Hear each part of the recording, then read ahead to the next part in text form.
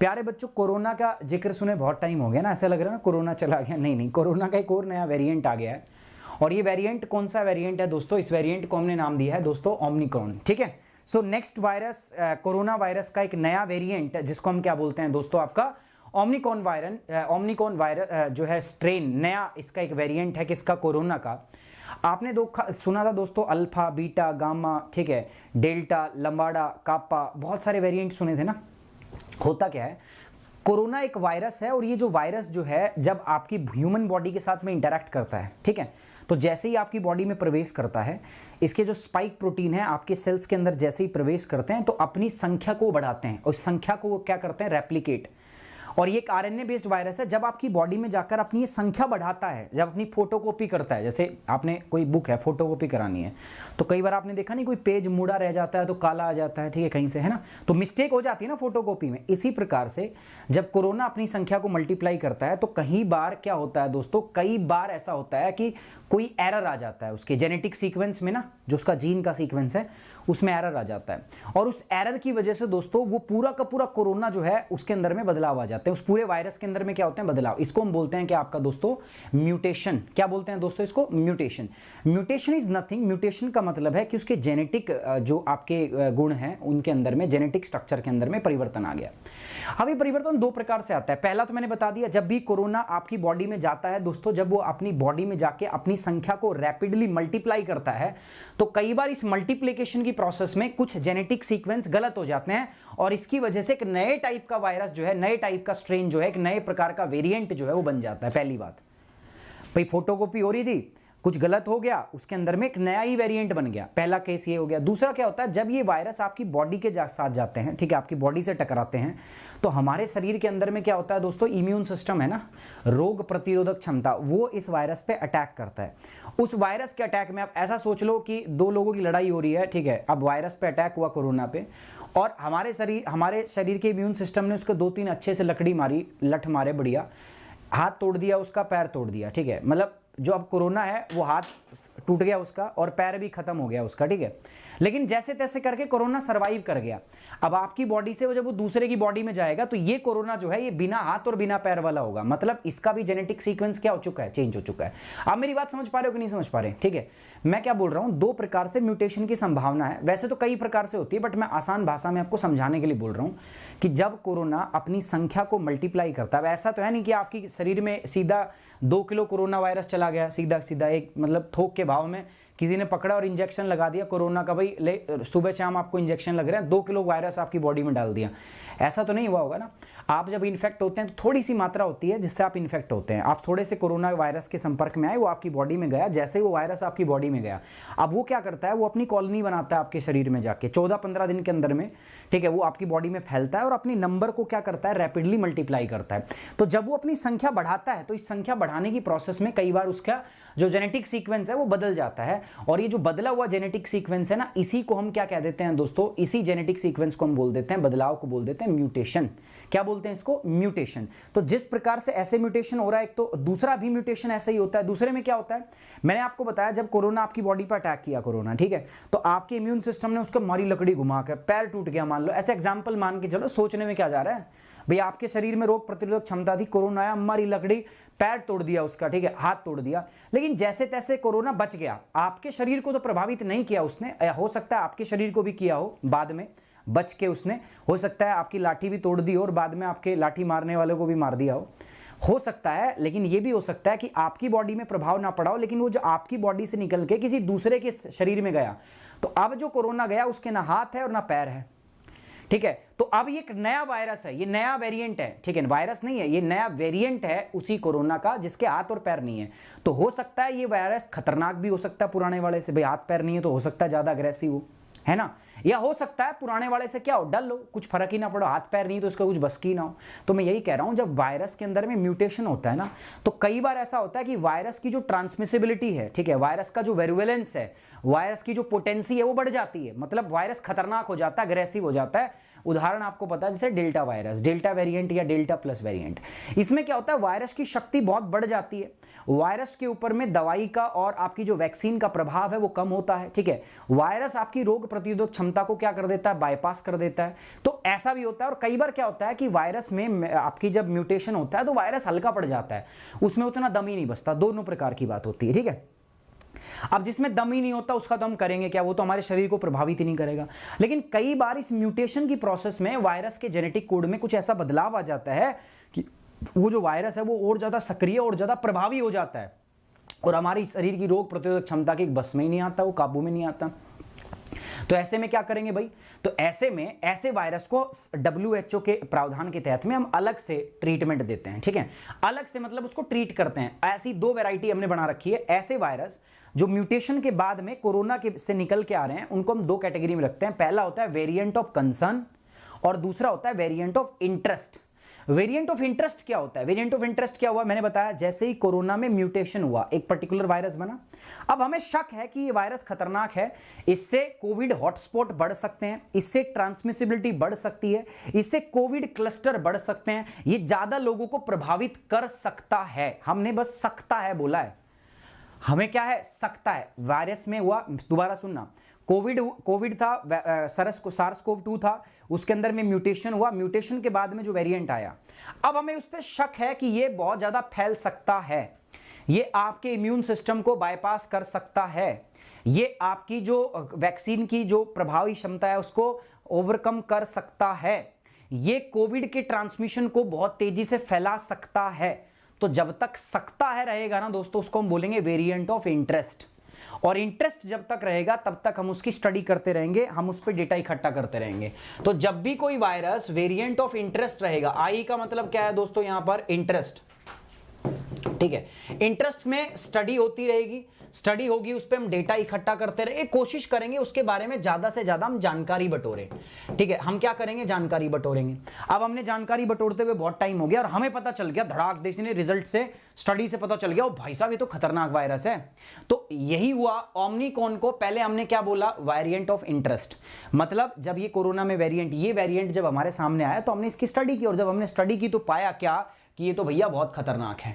जब खतरनाक हो जाता है, जब हम इस बात को प्रूफ कर देते हैं, मैंने क्या बोला, हो सकता है, जब तक ये वर्ड रहेगा वो क्या रहेगा, वेरिएंट ऑफ इंटरेस्ट, उसकी स्टडी चलती रहेगी। और जब हम कहेंगे कि ये है खतरनाक है, ये तेजी से फैलेगा, ठीक है, ये आपके इम्यून सिस्टम के बस में नहीं आएगा, इससे आपकी जो वैक्सीन की प्रभावी शक्ति है वो कम हो जाएगी, सर्टेन है हम। जब हम सर्टेन हो जाते हैं, जब हमें पता चल जाता है दोस्तों कि हाँ ये खतरनाक है, तो उसको क्या बोल देते हैं, वेरिएंट ऑफ कंसर्न, मतलब चिंता का विषय है भाई ये तो ऐसे ही अब एक नया वेरिएंट ऑफ कंसर्न आ गया है दोस्तों, ओमिक्रॉन। जिस प्रकार से डेल्टा प्लस था, डेल्टा वेरिएंट था, जिनको हमने क्या बोला था, वेरिएंट ऑफ कंसर्न, चिंता का वेरिएंट थे, तो इसी प्रकार से कोरोना का एक नया वेरिएंट हमें देखने को मिला है। ये कहाँ मिला है सर ये वेरिएंट मिला है दोस्तों साउथ अफ्रीका में। अब सर वेरिएंट मिला कैसे, तो मैंने बताया नेचुरल बात है, म्यूटेशन हुआ।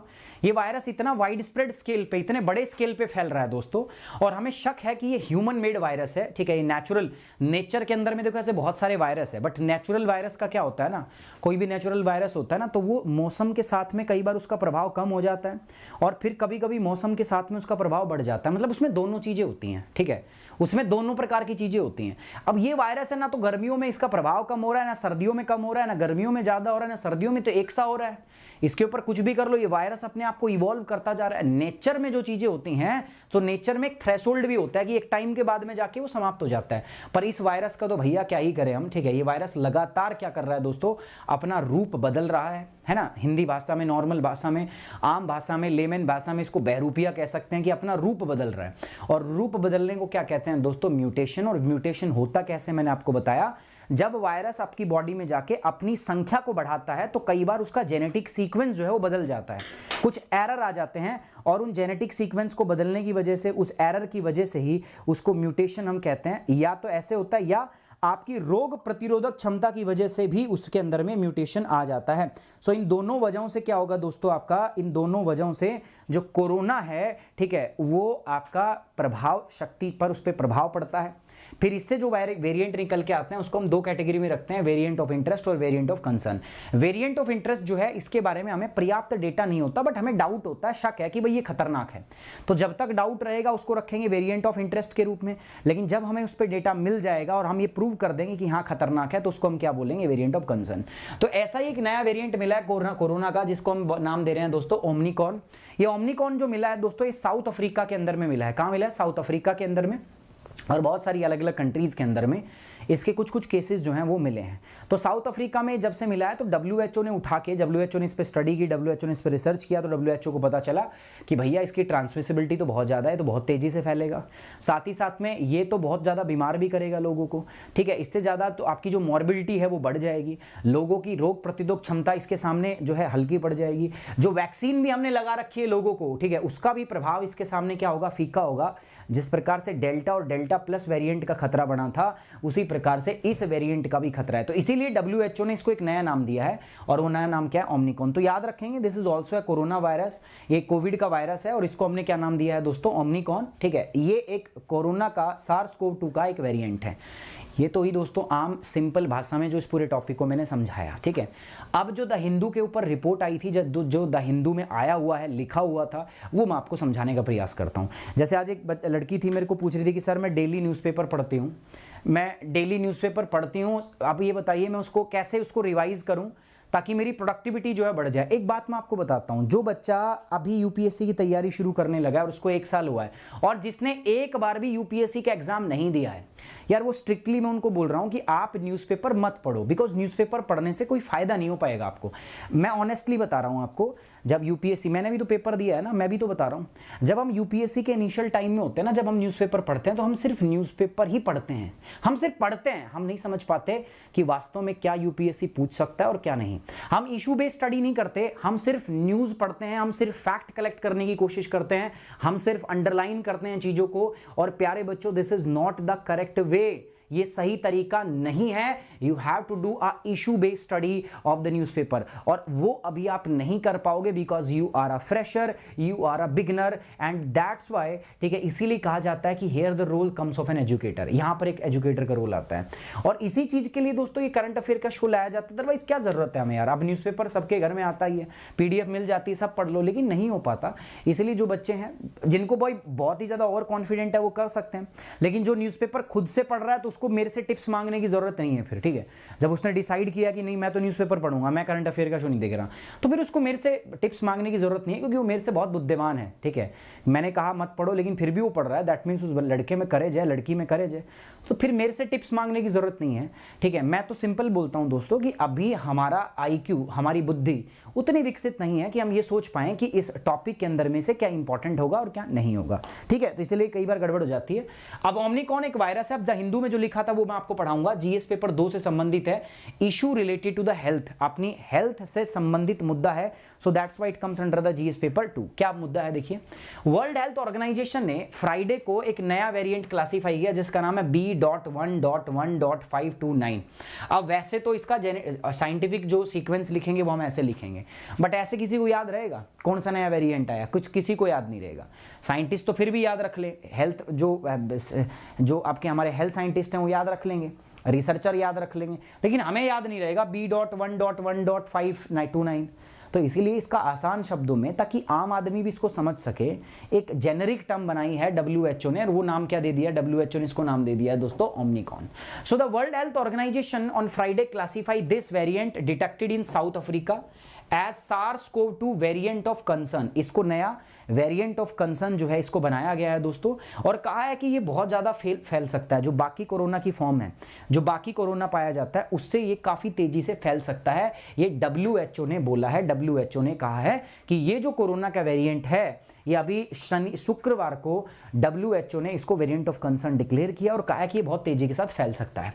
इसमें हमारे पास क्या है, अब जब वेरिएंट ऑफ कंसर्न आ गया, वेरिएंट ऑफ कंसर्न, अगर वेरिएंट ऑफ इंटरेस्ट होता तो दैट मीन्स संभावना थी, उसकी कंफर्मिटी नहीं नहीं थी, बट इसकी कंफर्मिटी है बिकॉज WHO ने इसको वेरिएंट ऑफ कंसर्न डिक्लेयर कर दिया है। Preliminary evidence suggest that there is an increased risk of reinfections and there had been a detrimental change in the COVID-19 epidemiology।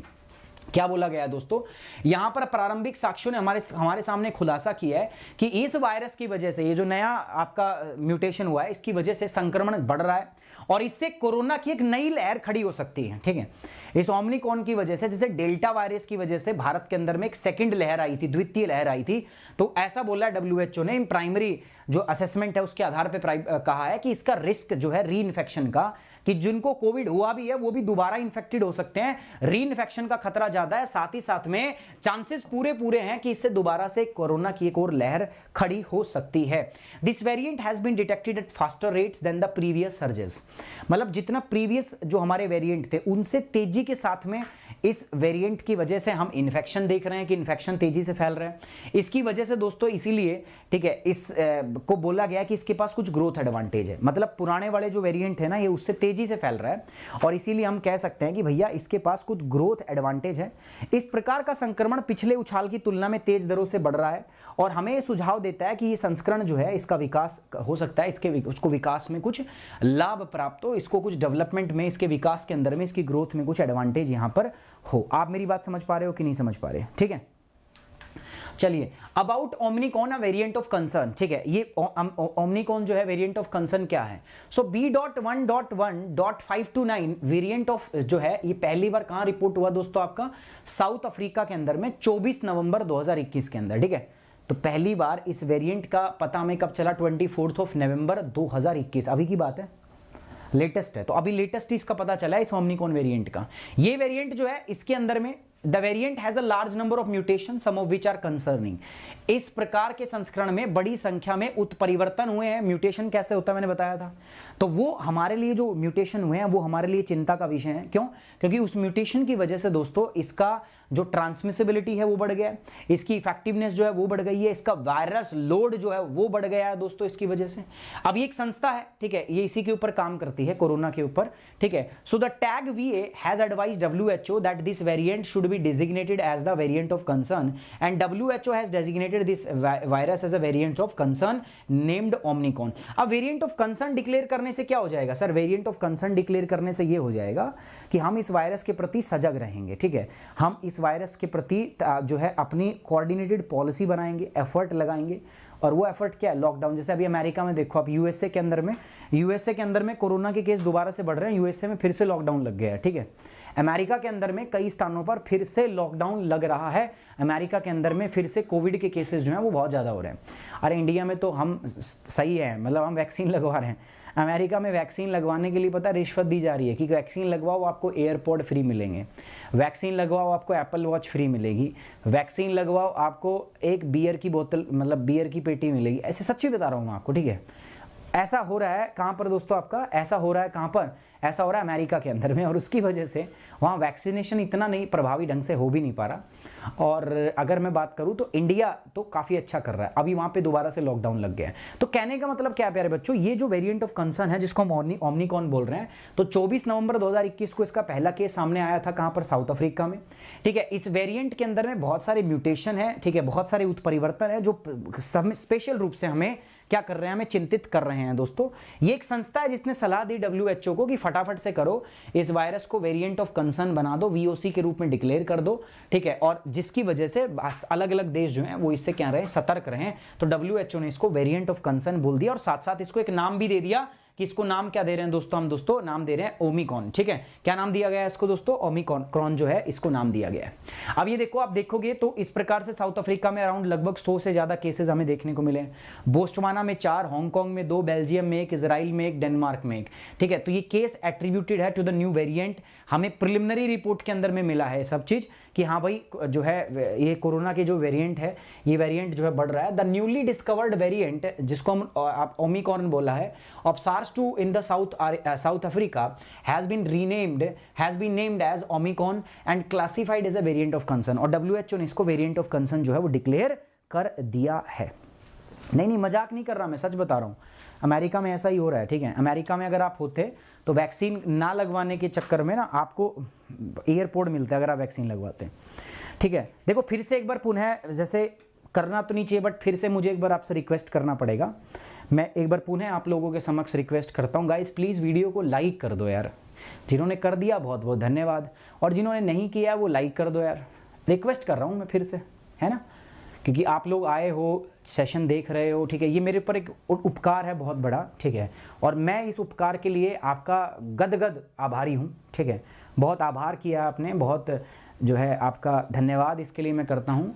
और एक बार फिर से मैं आपसे कहता हूँ कि एक उपकार आप और करें, और वो उपकार क्या है कि एक बार प्लीज़ वीडियो को लाइक कर दें यार, ठीक है, और शेयर कर दें, सो दैट बाकी बच्चे भी जुड़ सकें इसमें, और इतना सा चाहिए, ठीक है। अगर आप कर सकते हैं तो देख लीजिए भाई, तो एक उपकार और कर दीजिए, वीडियो लाइक कर दीजिए।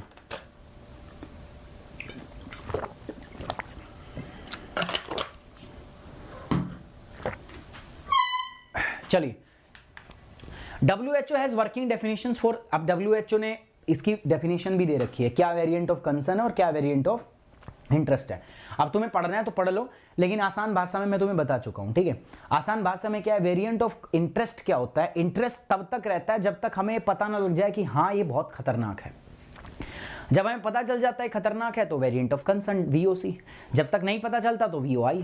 तो वेरिएंट ऑफ इंटरेस्ट क्या है, विद जेनेटिक चेंजेस, कि जब कोरोना में जेनेटिक चेंजेस होते हैं, उसमें म्यूटेशन होता है, उसमें परिवर्तन होता है, ठीक है, दैट आर प्रिडिक्टेड और known as affected virus characteristics. उन जेनेटिक चेंजेस की वजह से जब हमें पता हो कि हाँ वायरस की कैरेक्टरिस्टिक्स प्रभावित हो रही है, जैसे उसकी ट्रांसमिसिबिलिटी पहले से बढ़ गई है, ट्रांसमिट कितनी जल्दी से हो रहा है, फैल कितनी तेजी से रहा है, जब उसका फैलना जो है, फैलाव जो है वो बढ़ जाता है, जब उसकी सीवियरिटी, डिजीज की जो सीवियरिटी है वो बढ़ जाती है, जब उसका इम्यून एस्केप, कि आपके रोग प्रतिरोध क्षमता को वो बाईपास कर जाए, एस्केप कर जाए, उससे बच के निकल जाए, ठीक है, डायग्नोस्टिक और थेरेप्यूटिक एस्केप, कि वो ना किसी प्रकार के डायग्नोस में आए, और किसी प्रकार की अगर दवाइयां दो तो आप उससे भी बच जाए। तो जब ऐसा होता है, जब किसी भी वायरस के अंदर में इस प्रकार के आनुवंशिक परिवर्तन होते हैं जो वायरस की विशेषताओं को प्रभावित करते हैं, जैसे जिनसे ये हो पता लग जाए कि वो आपका प्रणेषणीय क्या है, ये रोग की गंभीरता, प्रतिरक्षता से बचना, ठीक है, नैदानिक और चिकित्सा पलायन आदि इत्यादि जब उसमें होने लगे, तो ये मान लो कि हाँ वो वेरिएंट ऑफ क्या है, इंटरेस्ट है, that has been identified as causing significant community transmission. और इस प्रकार के वेरिएंट ऑफ इंटरेस्ट से कम्युनिटी ट्रांसमिशन होता है, मतलब कोविड तेजी से फैलता है और ज्यादा लोगों को वो क्या करता है, प्रभावित करता है। इससे कोविड के मल्टीपल क्लस्टर बन जाते हैं, मल्टीपल कंट्रीज के अंदर फैल जाता है दोस्तों आपका, साथ साथ में increasing number of case over the time, और समय के साथ साथ इस प्रकार के केस जो है वो आपके बढ़ने लग जाते हैं, और other apparent epidemiologic impact to suggest an emerging risk of the global public health.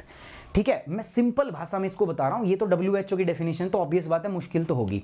Simple भाषा में समझो, जब भी किसी कोविड के वायरस के अंदर, जब भी ये तो कोविड की बात कर रहे हैं, तो जब कोविड वायरस के अंदर, कोरोना वायरस के अंदर में जेनेटिक चेंजेस आते हैं, जेनेटिक परिवर्तन आते हैं, और उन जेनेटिक परिवर्तनों की वजह से उसकी गुणवत्ता जो है, उसके गुण जो है, उसकी विशेषताएं जो है वो बदल जाती है, उसकी विशेषताओं को प्रभावित हो जाता है उन म्यूटेशन की वजह से, जैसे उसकी ट्रांसमिसिबिलिटी बढ़ जाए, उसकी सीवियरिटी बढ़ जाए, उससे ट्रांसमिशन बढ़ जाए, वो आपकी इम्यून सिस्टम से बच के निकल जाए, वो किसी प्रकार की दवाइयों से बच के निकलने लग जाए। तो ऐसा जब होने लग जाए ना, तो उसको हम कहेंगे variant of concern. So variant of concern जो होता है ना दोस्तों, इससे क्या होता है, इससे कोविड तेजी से फैलने लगता है, कम्युनिटी स्प्रेडिंग हो जाती है, पूरा का पूरा जो कम्युनिटी है, समुदाय है, वो आपका इसकी चपेट में आने लगता है, ये बहुत तेजी से फैलने लगता है, एक गांव, एक राज्य, एक देश, ठीक है, इस प्रकार से अलग अलग देशों में फैलने लगता है बहुत तेजी के साथ।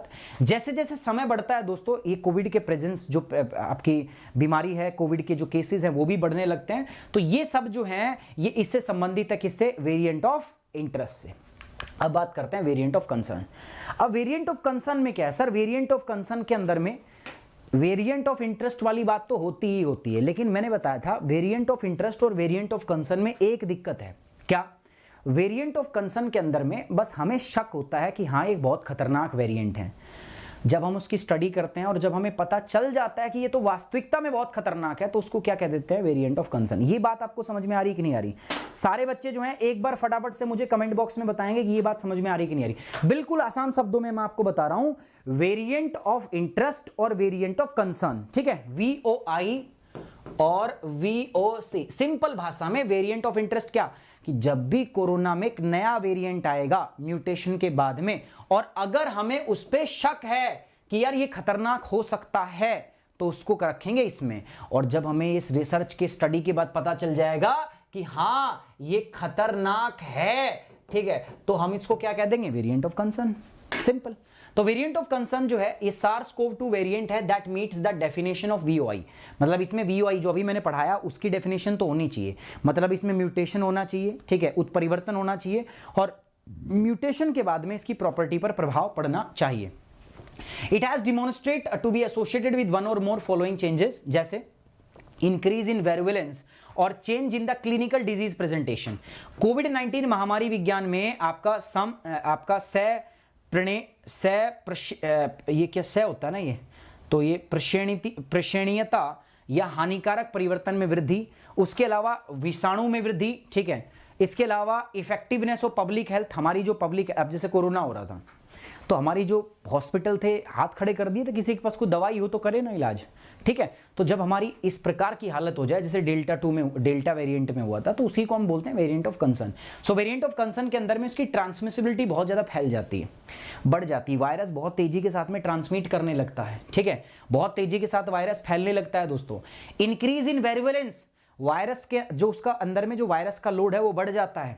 उसकी इफेक्टिवनेस जो है पब्लिक हेल्थ सर्विस की, जो हम दवाइयां देते हैं, जो हमारा हेल्थ सिस्टम है, एडमिनिस्ट्रेशन है, उसकी प्रभावशीलता इसके सामने क्षीण हो जाती है दोस्तों। ये सारी चीजें होती हैं। जो आप वैक्सीन लगाते हो उस वैक्सीन का प्रभाव खत्म हो जाता है, जो आप डायग्नोस्टिक करते हो, जिस प्रकार से आप उसकी जांच करते हो वो जांच में नहीं आता। तो जब ये सारी चीजें होने लग जाए और इसका आपको प्रूफ मिल जाए तो हम कहते हैं उसको वेरिएंट ऑफ इंटरेस्ट, ठीक है, वेरिएंट ऑफ कंसर्न। अब ये SARS-CoV-2 के अंदर में सर ये इतना ज्यादा वेरिएंट में इतना ज्यादा वो क्यों हो रहा है, चेंज क्यों हो रहा है? तो मैंने आपको बताया कि वायरस जो है ना अपने आप को इवॉल्व कर रहा है, ठीक है। देखो किसी भी चीज का जो अल्टीमेट जो वो होता है वो क्या होता है, सर्वाइवल। डार्विन साहब बोल के गए हैं ना, ओनली फिटेस्ट विल सर्वाइव, ठीक है, केवल वही सर्वाइव करेगा जो एकदम फिट है। अभी तक हम सर्वाइव कर रहे हैं, क्यों? क्योंकि हम फिट हैं। Human being is the fittest जो है क्रिएचर, जो अपने आप को क्या कर रहा है, धीरे धीरे इवॉल्व कर रहा है। अब ये वायरस भी जो है ना उसी प्रकार से सर्वाइव करना चाहता है। जब आपकी बॉडी के अंदर में आता है ये चाहता है को एग्जिस्टेंस हो, ठीक है, को एग्जिस्टेंस मतलब ये भी रहे और हम भी रहें, ठीक है, को एग्जिस्टेंस चाहता है ये इसकी नॉर्मल टेंडेंसी होती है किसी भी वायरस की। अब वो उसको एग्जिस्टेंस के लिए अपने अंदर में लगातार परिवर्तन करता रहता है, ठीक है। सो एक तो ये वजह है। दूसरा मैंने बताया कई बार जब वो अपना रेप्लिकेशन करता है तो उसके अंदर में जेनेटिक वेरिएशन में बदलाव आ जाता है। और तीसरा हमारे इम्यून सिस्टम की वजह से लड़ाई करके थोड़ा बहुत उसमें चेंजेस आ जाता है। तो इन तीन परिवर्तनों के कारण, इन तीन चीजों की वजह से दोस्तों कोविड-19 का जो वायरस है अपने आप को लगातार क्या कर रहा है दोस्तों, इसके अंदर में बदलाव आता रहता है। तो SARS-CoV-2 virus is evolving first because of the scale eight which it has impacted the people around the world. कह रहा है कि एक तो इस प्रकार की वजह से ये जो आपका म्यूटेशन हो रहा है, एक तो इस प्रकार से हो रहा है, इस वजह से हो रहा है क्योंकि इतने सारे लोग इससे प्रभावित हो चुके हैं ना दोस्तों। आप देखो कितने बड़े लेवल स्केल पर ये फैल चुका है, ठीक है। तो पहला इस वजह से। दूसरा, high level of circulation means it is easier for the virus to change as it is able to replicate faster, ठीक है।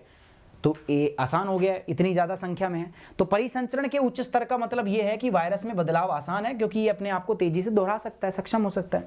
UK, South Africa, Brazil, India variant all undergo changes to their spike protein, the part of the virus which attach to the human cell. अब मैं देखो दिखाऊंगा आपको मैं, ये जो होता है ना, देखो ये जो होता है, ये जो बाहर दिख रहा है, इसमें जो कुस्से टाइप के से होते हैं, इनको हम स्पाइक प्रोटीन बोलते हैं, ठीक है। और ये स्पाइक प्रोटीन है ना, यही मतलब लॉक होते हैं, ठीक है, हमारे सेल के साथ में, और इसी से वायरस हमारे सेल के अंदर में पेनिट्रेट करता है। तो सबके स्पाइक प्रोटीन में ही बदलाव आता है, और इस स्पाइक प्रोटीन में बदलाव की वजह से दोस्तों इसके अलग अलग वेरिएंट जो है हमारे सामने आते रहते हैं। उम्मीद करता हूं आपको पूरा मामला समझ में आ गया होगा। Mainly virus of variant of concern और वेरिएंट ऑफ इंटरेस्ट की बात थी, बाकी मैंने सारी चीज आपको समझा दी है। इसके अलावा दोस्तों आपको पता होना चाहिए कि स्पाइक प्रोटीन जो है ये क्या होता है, WHO के बारे में, और भारत में ऐसे कौन कौन से वेरिएंट थे जिनको हमने वेरिएंट ऑफ कंसर्न की श्रेणी में रखा था, जैसे delta variant, delta plus variant. So वो वेरिएंट जो थे भारत के, they are the variant of concern, ठीक है। Now move to the next part, अगले भाग की ओर जाएंगे दोस्तों हम। प्रीलिम स्पेसिफिक, प्रीलिम स्पेसिफिक में क्या है दोस्तों, अबाउट ओमिनिकॉन, आपसे पूछा सकता है ओमिनिकॉन क्या है, आपसे वायरस वेरिएंट ऑफ कंसर्न और वेरिएंट ऑफ इंटरेस्ट के अंदर में जो है आपसे अंतर पूछा जा सकता है, ये भी आपसे सवाल किया जा सकता है। स्पाइक प्रोटीन क्या होता है, आपसे सवाल पूछा जा सकता है। इसका क्या रोल होता है कोविड के अंदर में, वायरस के अंदर में, SARS-CoV-2 के अंदर में, वो पूछा जा सकता है।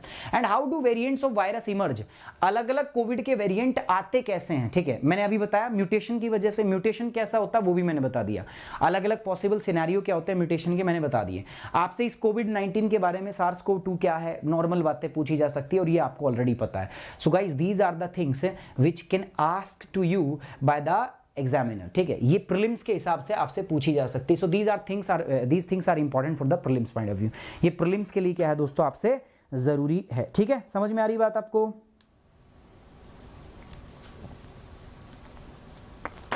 ठीक है, अगर क्लियर है सभी को यार, एक बार कमेंट बॉक्स में ओके की रिपोर्ट लिख दो, एक बार वीडियो को लाइक कर दो तो मैं समझ जाऊंगा हाँ भाई क्लियर है। आगे बढ़ते हैं फिर, ठीक है।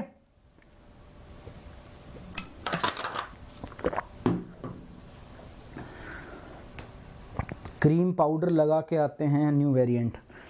रितु ये वेरिएंट है, रितु सिंह ये वेरिएंट है, ये लड़कियां नहीं जो मेकअप करके आती हैं, ठीक है। इनका क्रीम पाउडर से क्या लेना देना, वेरिएंट है, इनमें म्यूटेशन हो रहा है तो म्यूटेशन की वजह से आ रहे हैं, ठीक है ना। तो ये क्रीम पाउडर क्यों लगाएंगे ये, हैं भाई बताओ, ठीक है। चलिए आगे बढ़ते हैं दोस्तों। अब इसके ऊपर में एक सवाल दिया है मेंस का, ठीक है, मेन स्पेसिफिक क्वेश्चन दिया है इसके अंदर में हमने, ठीक है, और मेन स्पेसिफिक क्या है, so how do variant of A virus emerge explain. आपको ये बताना है कि जो अलग अलग वायरस के जो वेरिएंट इमर्ज होते हैं, जैसे हमने पढ़ा delta variant, alpha, beta, gamma, lambda, kappa, ये वेरिएंट आते कैसे हैं, कैसे ये वेरिएंट इमर्ज होते हैं। तो मैंने सिंपल बताया, क्या आप आराम से लिख सकते हो। आप लिखोगे कि पहली बात तो वेरिएंट होते क्या है, ठीक है। सो वेरिएंट किससे आते हैं दोस्तों, आपका म्यूटेशन से। अब म्यूटेशन क्या होता है, उत्परिवर्तन क्या होता है, उसके 3 केस मैंने बता दिए कब कब होता है, ठीक है। पहला अपने आप को इवॉल्व करने के लिए, दूसरा अपने आप को रेप्लिकेट करता है तब होता है, और तीसरा आपके इम्यून सिस्टम से जब वो टकराता है तो होता है, ठीक है। तो इसके ऊपर में आपको इसको कंप्लीट क्या करोगे, इसको आप लिखोगे, ठीक है। उम्मीद कर रहा हूं ये आपको सब लोगों को, सभी बच्चों को ये बात मेरी समझ में आ गई होगी। अब हम आगे बढ़ेंगे, ठीक है। Now we move to the next part, अब अगले भाग की ओर बढ़ेंगे हम। So this is the main specific, ठीक है। आज हमने यार प्री के क्वेश्चन नहीं डाले, यूपीएससी वो जो multiple choice question MCQ, because कई सारे बच्चों का मेरे पास मेल आ रहा था कि सर लेक्चर बहुत बड़ा हो जाता है, ठीक है, नींद आने लग जाती है हमें देखने में, तो ये जो प्री के क्वेश्चंस थे फिर मैंने वो क्या कर दिए हैं, हटा दिए हैं उसमें से, ठीक है, जो यूपीएससी क्वेश्चन है। कुछ बच्चों के मेल आए थे मेरे पास, 1-2 मेल आए थे, ठीक है, एक कल आया था, एक उससे पहले आया था कि सर इससे थोड़ा सा बड़ा हो जाता है और फलाना फलाना ढिमकाना, तो मैंने सोचा कि चलो ठीक है हटा देते हैं, ठीक है। तो इसमें से अगर और भी कुछ हटवाना हो तो आप बताइएगा मुझे, ठीक है, और छोटा कर सकते हैं हम।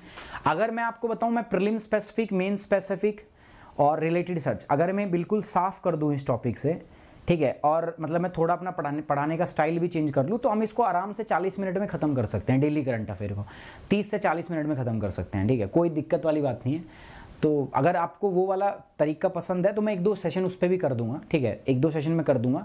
अगर आपको वो तरीका पसंद आता है तो we will do by that method also, ठीक है। तो हम उससे भी कर सकते हैं, उसमें कोई टेंशन वाली बात नहीं। जैसा आप बोलोगे, जो आदेश दोगे उसी प्रकार से करेंगे, हुकुम मेरे आका। चलिए, तो ये लिख लोगे ना, ये आराम से हो जाना चाहिए। अब एक जो सबसे बड़ी बात है जो मुझे चिंता में डालती है वो क्या है, ऑन एन एवरेज यार, अभी जैसे मान के चलो 450 बच्चे हैं जो इस क्लास को देख रहे हैं, ठीक है, देयर आर 6-4 इतने स्टूडेंट्स है ना, अभी देख रहे हैं। क्लास के एंड तक मतलब 4 दिन 5 दिन के अंदर में इस क्लास को कम से कम 6000 लोग मैं मान के चल रहा हूँ देख लेते हैं। अब 6000 लोगों को ये क्वेश्चन करना चाहिए कि नहीं करना चाहिए, क्योंकि 6 के 6 यूपीएससी की तैयारी कर रहे हैं ना, तो 6 के 6 यार छोड़ो यार, ये 500 बच्चे हैं ना, ये 400 बच्चे हैं ना, इनको ये क्वेश्चन करना चाहिए कि नहीं करना चाहिए, करना चाहिए, हाँ सर करना चाहिए। तो जब इस क्वेश्चन के ऊपर में मैं जब स्पेशल क्लास लगाता हूं इस क्वेश्चन को डिस्कस करने की, तो आप क्यों नहीं आते, सर हम काम कर रहे होते हैं, सर हमें पास टाइम नहीं होता। तो एक बात बताऊं, अगर आप यूपीएससी की तैयारी कर रहे हो और फिर भी यूपीएससी की तैयारी के लिए तुम्हारे पास टाइम नहीं है ना, तो तुमसे बड़ा बेवकूफ कोई नहीं है भाई, ठीक है। मैं हर दिन कोशिश करता हूं कि 1 या 2 आंसर राइटिंग की क्लास लगवाऊं। जब आंसर राइटिंग की क्लास नहीं होती तब तो तुम्हारी इतनी बाहर जी बाहर आती है कि सर आंसर राइटिंग की क्लास कराओ, आंसर राइटिंग क्लास। कोई करवा रहा है इतने रेगुलर तरीके से? सब क्लास में हर एक दिन, हर टॉपिक में, हर करंट अफेयर में 4 मेंस के क्वेश्चन आंसर देता हूं। किसी भी पूरे यूट्यूब पे अगर कोई आपको मेंस के 4 क्वेश्चन देता हो तो ले आओ मेरे सामने। क्यों? पता क्यों नहीं देते? क्योंकि हिम्मत लगती है बना, ऐसे ही नहीं बनते मेंस के क्वेश्चन। बहुत दिमाग खर्च होता है। पहले तो क्वेश्चन बनाओ, फिर उनके आंसर बनाओ, फिर क्लास में पढ़ाओ उनको। मेरा काम 3 गुना बढ़ता है। तो मैं क्यों 3 गुना काम बढ़ाऊंगा जब आपको करना ही नहीं? तो आज मुझे बड़ी शर्म आई यार। 100 बच्चे थे आज, बताओ, उसमें स्पेशल क्लास में जो इसको डिस्कस कर रहे थे। 100 बच्चे सिर्फ, ठीक है। और देखो इसमें कोई दोहराई वाली बात नहीं। 100 में से ना केवल और केवल 50 बच्चे लिखते होंगे और वही 50 बच्चों में से 5 का सिलेक्शन होता है। बाकियों का सिलेक्शन क्यों नहीं होता? फिर मेरे को मैसेज करेंगे, मेल करेंगे, पता क्या कहेंगे? सर सपोर्ट बनाए रखना। सपोर्ट क्या मेरे पास पुड़िया है क्या? पुड़िया दे दूं तुम्हें मैं? सपोर्ट यही होती है। इसकी सुमित सर मेंस का क्वेश्चन दे रहे हैं, सुमित सर मेंस के आंसर राइटिंग करा रहे हैं, इसी को सपोर्ट बोलते हैं भाई। और सपोर्ट किसको बोलते हैं यार? सपोर्ट यही होती है। आप मेरे को कहते हो कि सर अपना सपोर्ट रखना, ठीक है, हमें गाइड करते रहना। गाइड तो तब करूंगा जब तुम सारी क्लास में आओगे। यूपीएससी के स्टूडेंट है, मैं खुद बोल रहा हूं, मेरे साथ प्लस स्टूडेंट है, 1200-1500 आसपास मेरे स्टूडेंट जुड़े हुए हैं। लेकिन 1500 में से, उस स्टूडेंट में से 100 बच्चे नहीं है जो रेगुलर हैं। अब उन्होंने प्लस लेके वो ये समझने लग गए हैं कि बस प्लस खरीद लिया, अब तो मैं क्या हो जाऊंगा, अब तो मैं क्लियर कर दूंगा इस पेपर को। आपकी बहुत बड़ी गलतफहमी है भाई, आप बहुत बड़ी गलतफहमी में जी रहे हो। अगर आप क्लास नहीं कर रहे, अगर आप कॉन्टिन्यूअस, इसको आपको रिलीजियस तरीके से करना पड़ेगा। मैं ये करवा रहा हूं, मेन स्पेसिफिक क्वेश्चन कराता हूं, डेली आपको लिखने पड़ेंगे। अगर आप नहीं लिखते हैं तो इट्स योर फॉल्ट, ठीक है, आप गलती कर रहे हैं और इसका हर्जाना भी आप ही को भुगतना पड़ेगा। मेरा इसमें कोई दोष नहीं है, ठीक है। मैं डेली देता हूं और मैं डेली करवाता हूं। अब मैं कह रहा हूं कि 500 बच्चे जो आप देख रहे हो, कम से कम उनको ये क्वेश्चन लिखना चाहिए। और जब मैं कल क्वेश्चन आंसर की राइटिंग की क्लास लगवाऊं तो आपको आना चाहिए। आपको टाइम का इशू है, मैं 1 दिसंबर से टाइम भी फिक्स कर दूंगा। अपना पूरा नया टाइम टेबल लेके आ रहा हूं, पूरे चैनल का 1 दिसंबर से अपने यूपीएससी 101 पे सारी चीजों का एक बढ़िया टाइम टेबल रहेगा। एंड साथ ही साथ में दोस्तों देखो, मेरे साथ जुड़ के आप प्लस कोर्स भी कर सकते हो। प्लस कोर्स करने के लिए दोस्तों मैं आपको बताता हूं, ये जीएस का प्लस कोर्स है। तो यहां पर आप प्लस और आइकॉनिक 2 प्रकार के सब्सक्रिप्शन जो है आप यहां पे ले सकते हो दोस्तों, प्यारे बच्चों। ये आपके सब्सक्रिप्शन का प्राइस है 6 महीने, 1 साल, 2 साल, 3 साल, ठीक है। ये इधर है आइकॉनिक का सब्सक्रिप्शन है 1 साल, 2 साल और 3 साल का, ले सकते हो। कोड आपका क्या रहेगा? सुमित 10। तो ये मेरा टेलीग्राम चैनल है, पीडीएफ यहां दे दूंगा मैं। साथ साथ ये अपना कोड है, ठीक है, इसको यूज करना है to get the 10% off in academy. I hope you like the session, you enjoy the session. So guys please like the video, share it and subscribe the channel. Thank you very much, take care, bye bye, जय हिंद, love you guys.